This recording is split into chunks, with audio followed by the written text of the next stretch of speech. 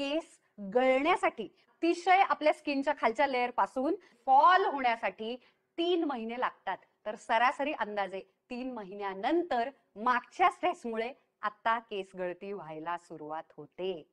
अचानक केस गळतीचा प्रॉब्लेम सुरू होतो असं आपल्याला वाटतं. सगळ्यात मोठं कारण आपले केस गळण्याचं आहे mental stress, physical stress. Mental stress म्हणजे फायनान्शियल असू शकतो, आपल्या मुलांची चिंता असू शकते, रिलेशनशिप, आणि त्याच्यामुळे आपण कंटिन्युअसली त्याचा विचार करू शकतो आणि त्याच्यामुळे तो येणारा एन्झायटी आणि स्ट्रेस असू शकतो. किंवा फिजिकल स्ट्रेस म्हणजे खाण्यातून अजिबात जीवनसत्व, तुम्हाला फूडच आत पोटामध्ये जात नाहीये, झोप पूर्ण होत नाहीये.